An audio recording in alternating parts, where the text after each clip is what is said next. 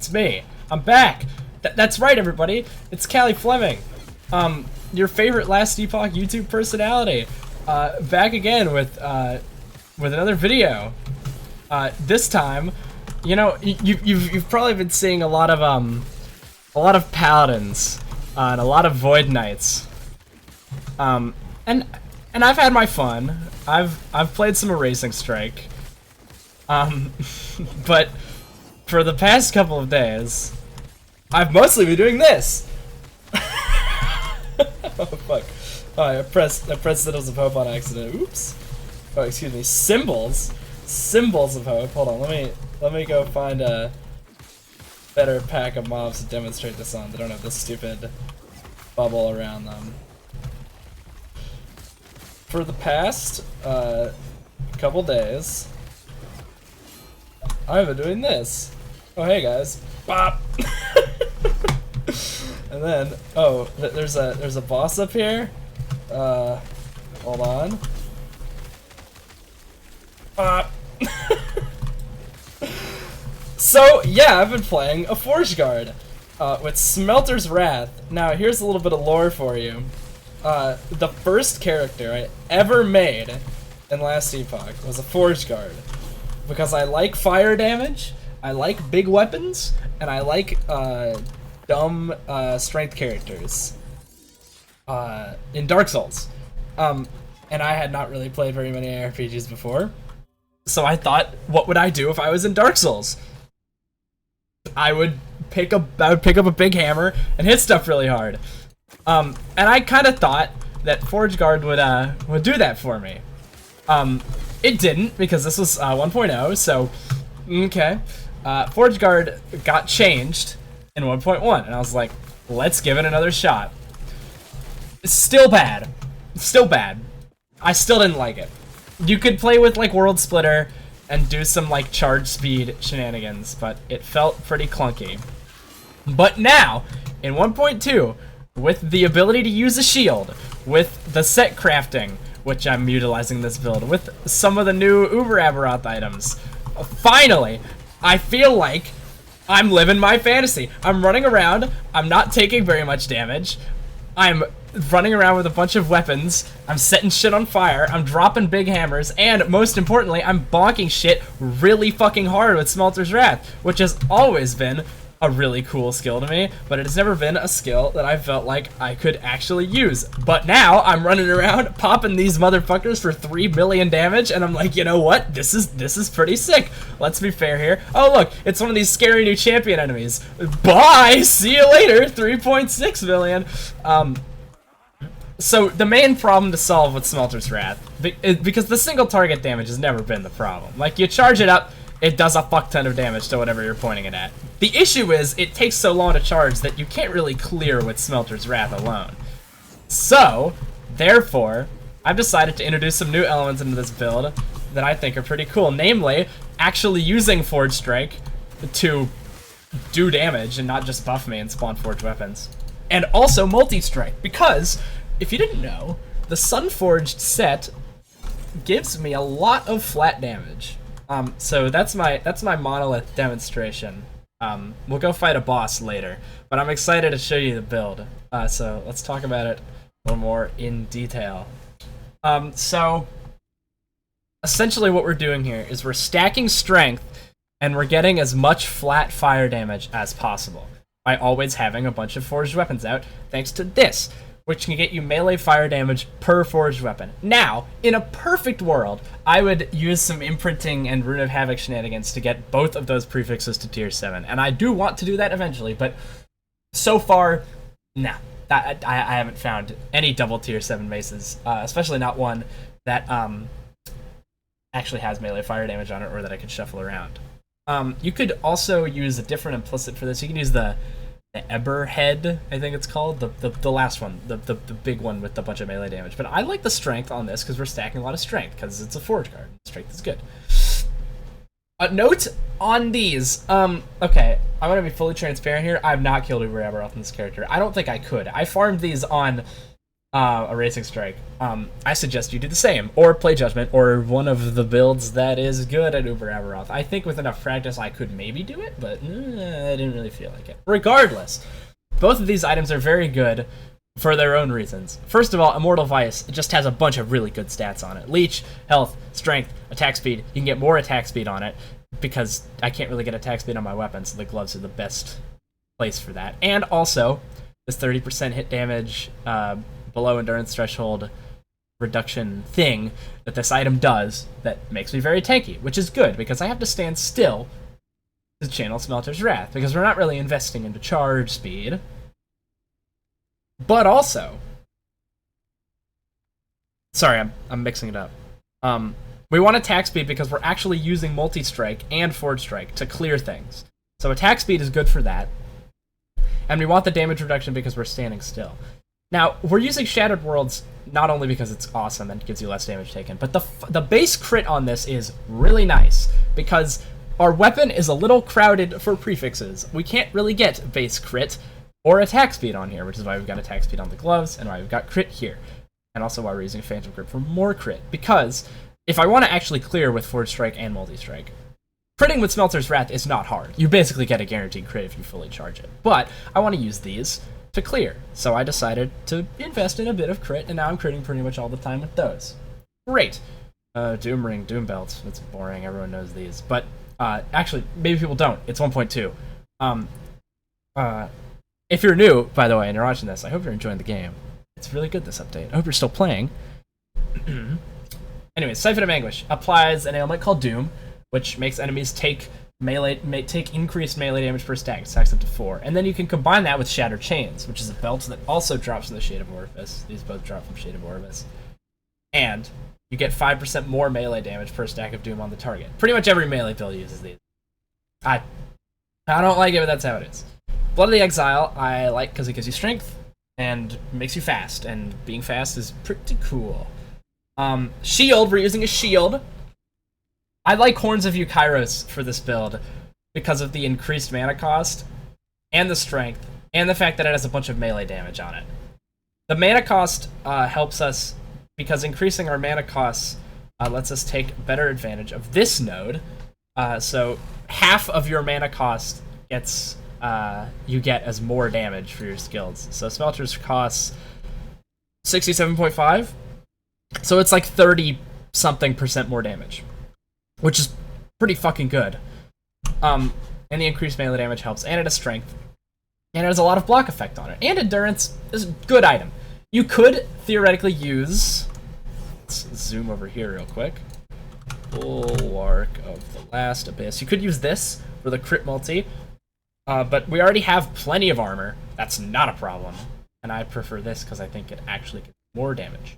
But this is a little easier to farm because I think the LP level is slightly lower. And yeah. Pale Ox. We always have forged weapons out because the key part of this build is using multi-strike to build up armament stacks through this node, and then using this node to convert all of your armament stacks to forged weapon. We use Forge Strike, which we're doing often because it does a lot of damage and helps us clear. So we get maximum forged weapons in Forge Strike. Right now I have 10. If I completed the set and didn't use Pale Ox, which I don't think I should, you could have 3 more, but 10 is pretty good. If I've always got 10 forged weapons around that die very rarely because of some passive points choices and a bunch of increased duration that I'll talk about later, we basically always have an additional 60 melee fire damage. And also, we are taking 24% less damage because of this. This also helps us because it has strength on it, movement speed, great, increased health, great, strength minion skills, Forge Strike, and for some reason, Multi-Strike, I guess because it can summon forged weapons, also counts as a strength minion skill. So, lots of value from Pale Ox. Lots. A helmet, this is pretty simple. You want health, armor, Leonine Great Helm, base. Plus the Smelter's Wrath, I would get +4 if I could find a better helmet. But, and then you want somewhere on this to have the set affix, because the 2-piece set gives you +3, which is good, because there's a lot of high-value nodes in Smelter's Wrath. We'll get there. And for even more skill points, I'm using Nihilus with some health on it. If I can make up health somewhere else, I would put Crit Multi on here, but I prefer the health. It makes things feel comfier. So just like the, oh, I got one of these here. This is helpful. Just like the last video I did, Pyre of Affliction.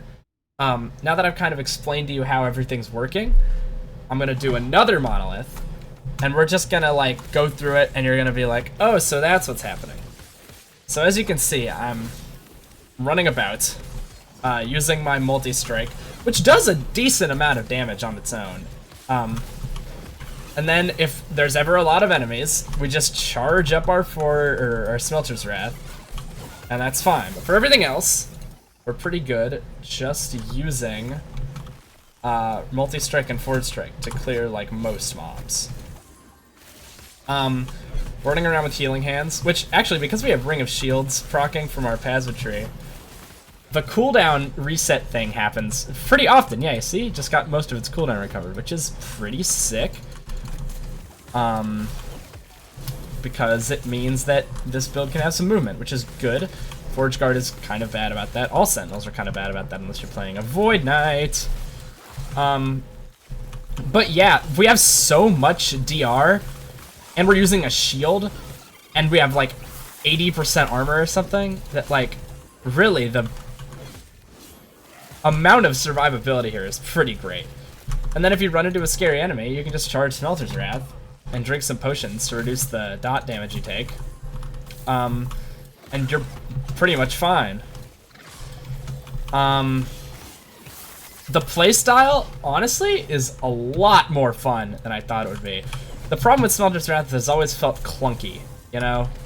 And like, just like difficult to kind of like play around, you know, because it does a lot of damage, but the quality of life is pretty much non-existent. But with this build, now that you can use some other abilities, and because you are harder to kill because you can use a shield and a two-hander at the same time, it feels pretty good. I mean, this is, I'm demoing this in this monolith, which is 900 corruption, because, you know, I want to show you kind of like the upper echelon of content this can do. But even just like speedy farming in like 600, which is what I've mostly been doing on this character and what I mostly tend to do on most of my characters. It feels really nice, like nicer than I kind of thought a Forge Guard could be. Like I'm always like waiting for the other shoe to drop, but like I don't know. I feel like I've got all my bases covered, and I don't know, I'm playing a Forge Guard. Like, it's just fucking cool, right? Like, I'm fucking running around, dropping hammers on people, and just, like, face-tanking shit and doing millions of damage with one big, dumb slam. Like, that's pretty sick. So, you've seen some more of that. I'm gonna fight a boss and keep talking, because this is an interesting patch, and I've been having a lot of fun, and I'm about 3 weeks late. But I kind of wanted to give some of my thoughts on the update as a whole. I think Tombs of the Erased is fucking awesome. I think it is an enormous improvement to the game. Generally, just like, I am very, very, very impressed with everything. Like, this just feels like such a player-focused experience now. You know, like, they acknowledge the things that were shit. They acknowledge that like LP slamming could feel a little bit bullshit with like super rare items. So they're like, you know what? Okay, sure. We'll fix that for you. The guaranteed 1 LP slams are fucking awesome, especially with rare ass items like these. Uber Aberroth is fun. I think it's a good challenge. The balance? I don't know about the balance. Void Knights and Paladins are pretty much stronger than everything else, which is why I kind of put this video off. I have like a multi-strike smite paladin and like an erasing strike void knight with the stupid hammer that the harbingers drop that makes you slow. But as I was making those videos, I kind of just realized, like, I don't know, like, there's no stakes to this because everybody kind of already knows that this shit's really good. Like, I'm not bringing anything new to the table, but with this, I don't know, I feel cool. I feel like this is like worth making a video about because I think it's unique and interesting because I'm actually using more than one ability to deal damage. Like, I'm using all 3 of these. Speaking of that, oh, look at that segue. Let's go to, okay. I don't have it, So let's go here. I guess I forgot to go over there. Let's talk about the skills and the passives. So skills. Smelter's Wrath and Forge Strike, we get a lot of points to these, and these are our main two, but Multi-Strike is coming in here too. So let's start with this, because it's the ability we're spamming most often. Now, the main reason we have Multi-Strike is to generate a bunch of forged weapons through this node. So you hit 3 times, bop, bop, bop, and then you do a Forge Strike, and then it summoned 3 forged weapons, plus whatever Forge Strike would have summoned from its own hit. And also, it automatically generates forged weapons sometimes, which is nice. It's a nice little boost. So summoning the forged weapons, great. Multi-Strike also does pretty good damage because of this node. Also, the amount of flat damage we have and the fact that we're always critting means that it's pretty good for clear and decent on single targets. Like some weaker rares, you know, a couple of Multi-Strike hits plus a Forge Strike will take out most things. Unless it's like a big rare enemy or like a bunch of big rare enemies in succession or like a champion or multiple champions or a boss. This and Forge Strike will cover most things. So you want to take the crit, want more damage per armor, we hit this cap easily. Want the forged weapon stuff, obviously. More stacks, more attack speed, damage at max stacks, which helps. Even though we're not at max stacks all the time, because we're often forged. And this is a pretty good node. Takes some duration. You get an additional sword when you're max stacks with a two-hander, which also means additional hit from Blade Storm. It's all fine and good, and it synergizes quite well with Forge Strike, which I've picked up with no cooldown, so I can just spam it whenever I need to. Get some crit. I didn't take this node. I feel like my forged weapon generation is pretty good, especially because, again, they're pretty durable. So I feel alright about that, not taking this. But you definitely want the maximum, because this basically is, like, a lot of melee fire damage. Not a lot, but a decent amount, and a lot more duration. I took Detonating Ground for just a little bit more damage and a little bit more Ignite stacks, because Ignite synergizes with Smelter's Wrath. Mostly, like, just actually using this skill for damage feels. And you get your mana back from this pretty easily with Multi-Strike, as long as you're not, like, always holding down the button. One hit of this will be enough to take out pretty much every trash mob and do a reasonable amount of damage. And Detonating Ground will finish stuff off for you. It's good. You also take this because it gives you global more damage after you use it and global fire penetration. There's this armor node, but, like, I'm fine. I'm fine on armor. Like, especially when I'm, like, in battle. When I'm in battle, when I'm fighting something, my armor goes up because of being a Forge Guard. Anyways, so I didn't take the armor node. So these are, like, your main two clearing abilities. But then, if you want to nuke something really fast, Smelter's Wrath! We love Smelter's Wrath. So, I took basically every more damage node. More damage at full charge. Added crit chance per second. This makes it pretty much always crit. More damage per second. More damage per Ignite stack, up to 10, which is great, because we get a lot of Ignites pretty easily because of our forged weapons, and there's a Multi-Strike. Hitting a lot. More damage per second. More damage against rares and bosses. More damage per second. Circle. And mana cost, which helps because mana cost means more damage. Honestly, I might take some points out of charging speed and put them over here. I'll think about that. But I feel pretty comfy with the charge time, but more damage is never a bad idea. So, I don't know. So this is, like, you just stand still. And because we've got a shield and a lot of less damage taken, you can pretty much stand in front of anything and do this. And then it just dies. It stuns things basically every time you do it.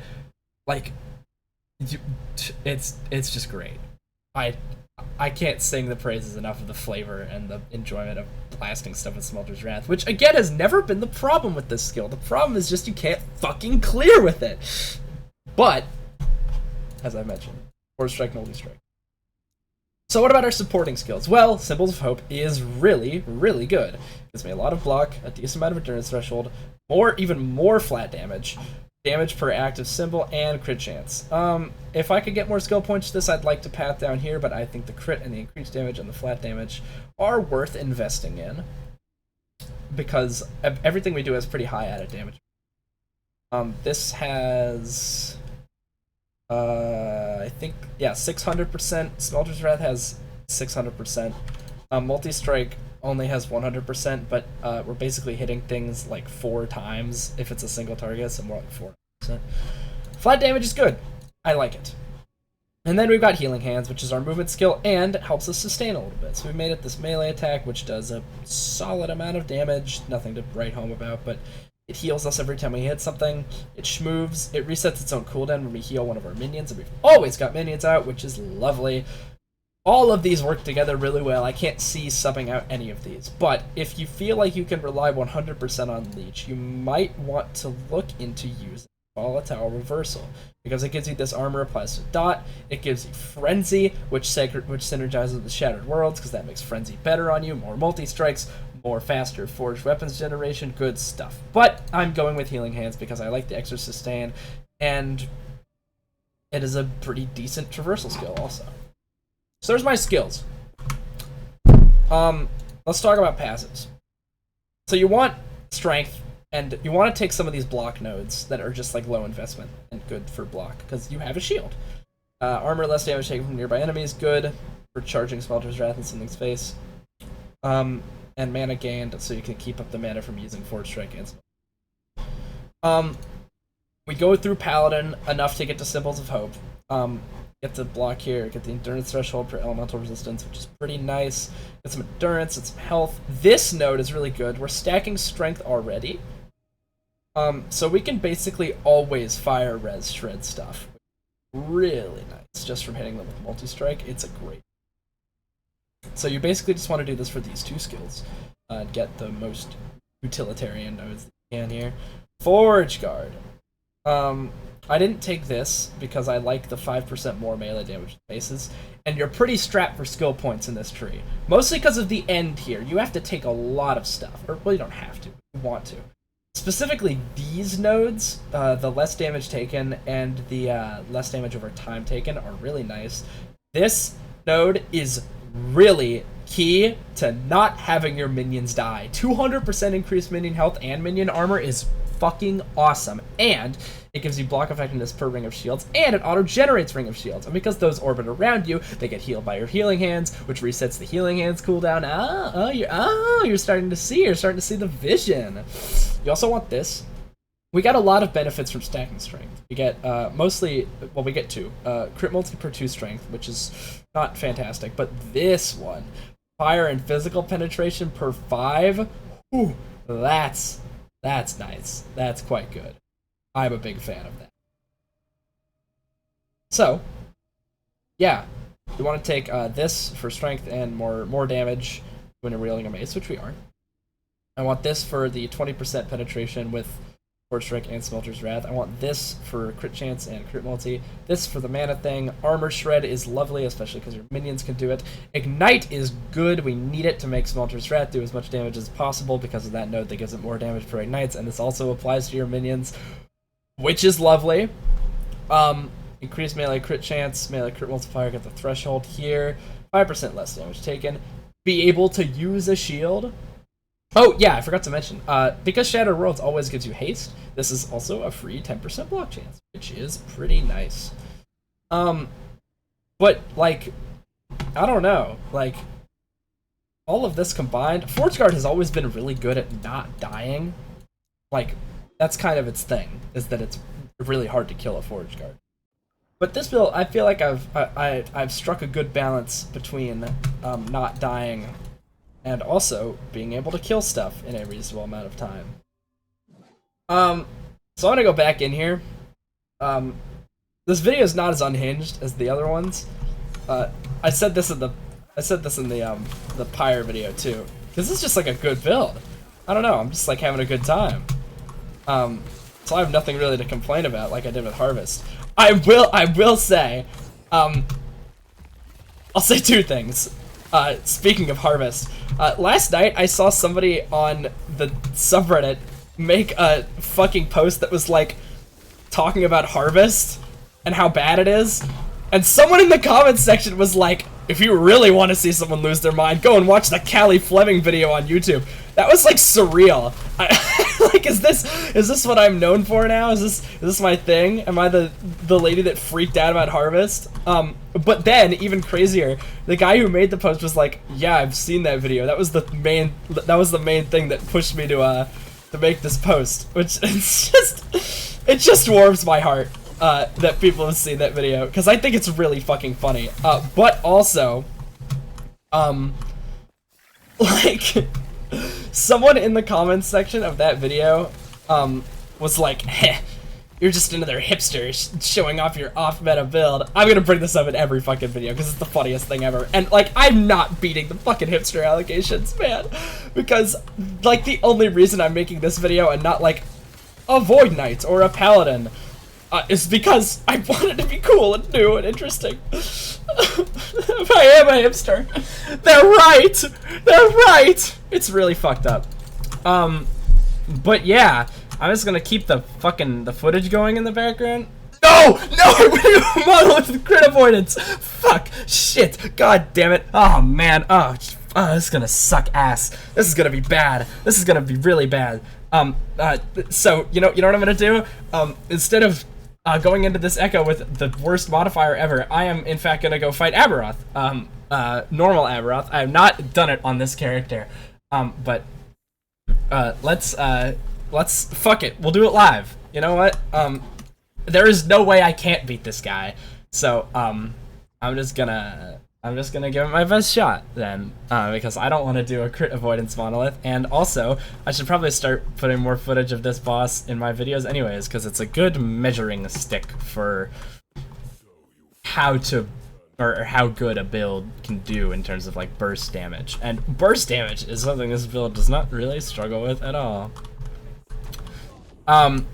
So because I've got like the Uber Aberroth items on this, like, I feel like it should be stated, none of my videos are like, here is how you recreate this. I just want to like show you what I did, cause I play Legacy offline. I just like do shit and share my stash and just make shit all the time. Like, so truly it is more of a build showcase than a build guide. So I'm sure this could work without these, but they really help. So if you want to play like me and make another character and just fight Uber Aberroth and be like, yup, can I stun him? Oh, that's funny. Okay, hold on. We're doing it again. Bop! Oh, this rocks. Okay, wait. Bop! Ugh. Incredibly awesome. Wait. Bop! Oh, man. Big fan of this. Bop! You just kind of stand him in one place and press Smelter's Wrath every once in a while. Bop! It takes out like his entire ward bar at once. Bop! Let's see if I can tank this. Oh, doesn't matter. Don't kill me. Haha. Okay, so there's Aberroth. Pretty good. Not like an insta-kill or anything, but yeah. Look at this fucking bozo. You just got smelted, motherfucker. Ugh! Wait, I'm gonna do it again. Ugh!